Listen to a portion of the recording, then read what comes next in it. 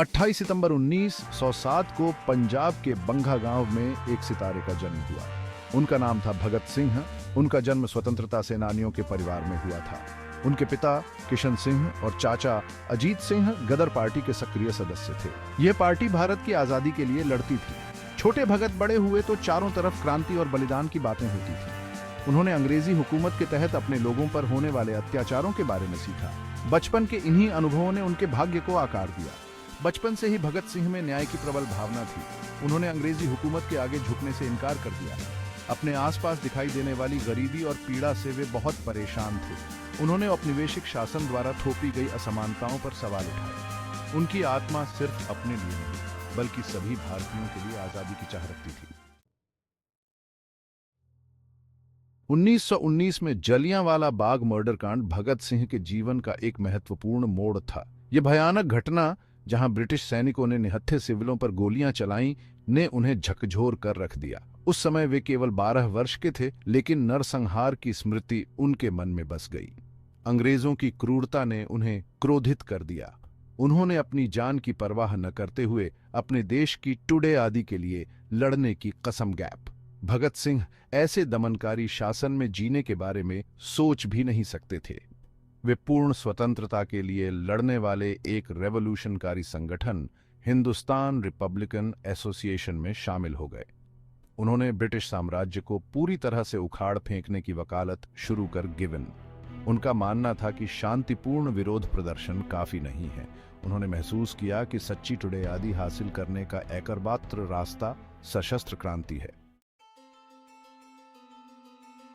1928 में ब्रिटिश सरकार ने भारत में संवैधानिक सुधारों का प्रपोज करने के लिए साइमन कमीशन नियुक्त किया। हालांकि इस आयोग में एक भी इंडियाई सदस्य शामिल नहीं था। इससे कई इंडियाई स्लोगन्स हुए, जिन्होंने इसे ब्रिटिश अहंकार का एक और उदाहरण माना। देश भर में विरोध प्रदर्शन शुरू हो गए। लाहौर में एक प्रमुख स्वतंत्रता सेनानी लाला लाजपत राय ने आयोग के खिलाफ एक शांतिपूर्ण प्रदर्शन का एलान किया। ब्रिटिश पुलिस ने क्रूर बल के साथ जवाब दिया। लाठीचार्ज के दौरान लाला लाजपत राय गंभीर रूप से घायल हो गए और कुछ हफ्ते बाद उनकी मृत्यु हो गई। भगत सिंह अपने गुरु की मृत्यु से तबाह हो गए और इसे एक व्यक्तिगत क्षति के रूप में देखा। उन्होंने अपने साथियों सुखदेव थापर और शिवराम राजगुरु के साथ मिलकर लाला लाजपत राय की मौत का बदला लेने की कसम खाई। उनका मानना था कि उनकी मौत के लिए अंततः ब्रिटिश सरकार जिम्मेदार थी। 1929 में ब्रिटिश सरकार ने केंद्रीय विधानसभा में 2 बिल पेश किए। इन बिलों, पब्लिक सेफ्टी बिल और ट्रेड डिस्प्यूट बिल को दमनकारी और नागरिक स्वतंत्रता को कम करने के उत्कंठीय से देखा गया था। भगत सिंह और उनके साथियों ने इन बिलों का नाटकीय अंदाज में विरोध करने का फैसला किया। उनका मानना था कि जनता को जगाने और ब्रिटिश शासन की फाउंडेशंस हिलाने के लिए एक कुरजेक कार्रवाई की जरूरत है। 8 अप्रैल 1929 को भगत सिंह और बटुकेश्वर दत्त असेनफोर्सी चैम्बर में दाखिल हुए। जैसे ही सत्र चल रहा था, उन्होंने खजाने की खाली बेंचों की तरफ 2 बम थ्रू। बॉम्ब्सों का इरादा जान लेना नहीं था, फोर्स की लाउदार आवाज करना और डर फैलाना था। उन्होंने असेनफोर्सी में पर्चे भी बरसाए, जिन पर लिखा था, बहरे को सुनाने के लिए जोर की आवाज की जरूरत होती है। भगत सिंह और बटुकेश्वर दत्त अफरा तफरी में बच सकते थे, लेकिन वे लाइव्स बूझकर रुके रहे। वे गिरफ्तार होना चाहते थे ताकि वे मुकदमे का इस्तेमाल क्रांति के अपने संदेश को फैलाने के लिए एक मंच के रूप में कर सकें। असेनफोर्सी बम विस्फोट के लिए भगत सिंह का मुकदमा एक सनसनी थी। उन्होंने अदालत कक्ष का इस्तेमाल एक स्वतंत्र भारत के लिए अपने दृष्टिकोण को स्पष्ट करने के लिए एक मंच के रूप में किया।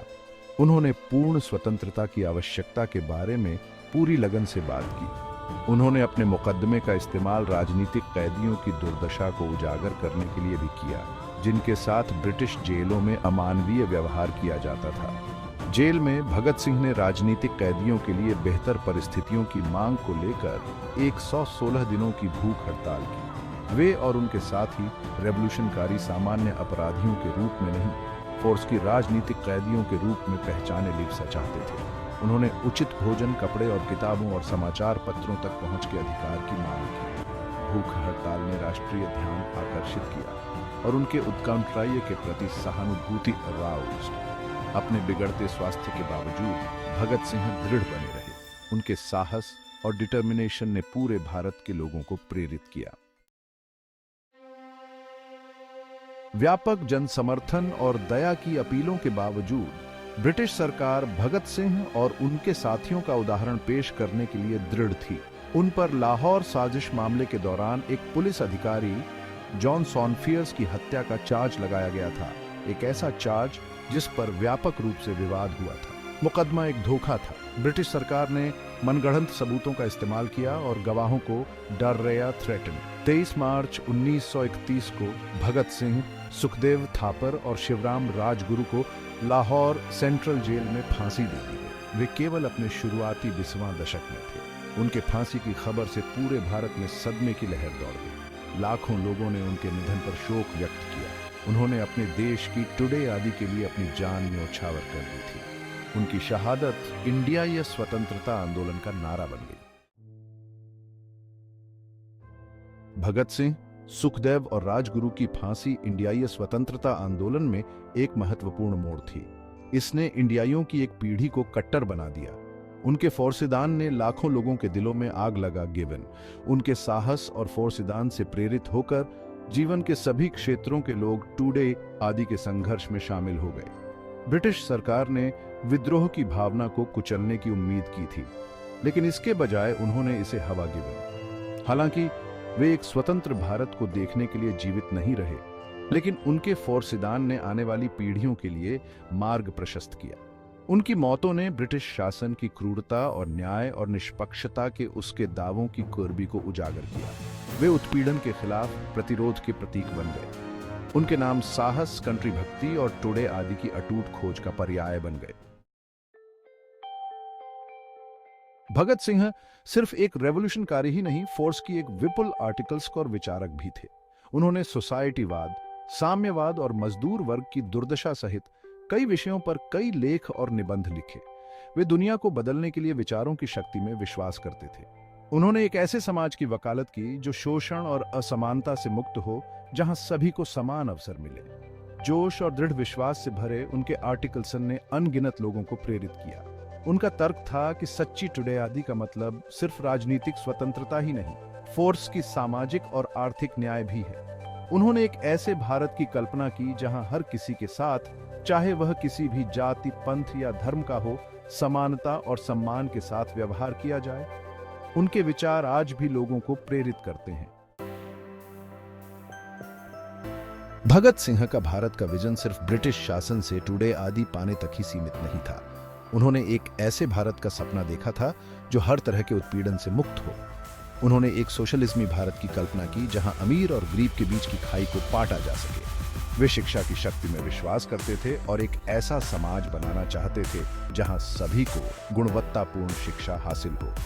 वे महिलाओं के अधिकारों के प्रबल समर्थक थे और उनका मानना था कि वास्तव में स्वतंत्र भारत तभी प्राप्त हो सकता है जब महिलाओं को सशक्त बनाया जाए। उन्होंने जाति व्यवस्था और छूत अछूत के खिलाफ आवाज उठाई और समानता और भाईचारे पर आधारित समाज का आह्वान किया। भारत के लिए उनका दृष्टिकोण एकता, प्रगति और सामाजिक न्याय का था। भगत सिंह की विरासत इंडियाइयों की पीढ़ियों को प्रेरित करती रहती है। उनका जीवन और फोर्सिदान साहस, दृढ़ विश्वास और निस्वार्थता की शक्ति का प्रमाण है। उन्होंने हमें सिखाया कि टुडे आदि कोई ऐसी चीज नहीं है जो दी जाती है। फोर्स की कुछ ऐसी चीज है जिसके लिए लड़ना पड़ता है, भले ही इसके लिए अपनी जान देनी पड़े। उन्होंने हमें दिखाया कि भारी बैरियरों का सामना करने पर भी व्यक्ति को कभी भी उम्मीद नहीं छोड़नी चाहिए। उनका जीवन इस बात का उदाहरण है कि कैसे एक व्यक्ति के कार्य क्रांति की चिंगारी भड़का सकते हैं। उन्होंने हमें दिखाया कि जब किसी चीज पर विश्वास करने के लिए लड़ने की बात आती है तो उम्र कोई बाधा नहीं होती है। वे युवा आदर्शवाद, अटूट कंट्री भक्ति और एक बेहतर कल की निरंतर खोज के प्रतीक बने हुए हैं। आज भगत सिंह का नाम इंडियाई इतिहास के इतिहास में दर्ज है। उनकी मूर्तियां पूरे देश में ऊंची उठी हुई हैं। उनके नाम पर स्कूल, कॉलेज और विश्वविद्यालय हैं। उनका जीवन और एजुकेशन लाखों लोगों के लिए प्रेरणा स्रोत बनी हुई है। उन्होंने हमें सिखाया कि जो सही है उसके लिए खड़े होने का क्या इंपॉर्टेंस है, तब भी जब यह मुश्किल हो। उन्होंने हमें दिखाया कि सच्ची टुडे आदि एक कीमत पर आती है और हमें उस कीमत को चुकाने को तैयार रहना चाहिए। साहस, दृढ़ विश्वास और फोर्सिदान की उनकी विरासत आने वाली पीढ़ियों को हमेशा प्रेरित करती रहेगी। उन्हें हमेशा भारत के एक सच्चे सपूत, एक ऐसे शहीद के रूप में याद किया जाएगा जिन्होंने अपने देश की टुडे आदि के लिए अपनी जान दे गिवन।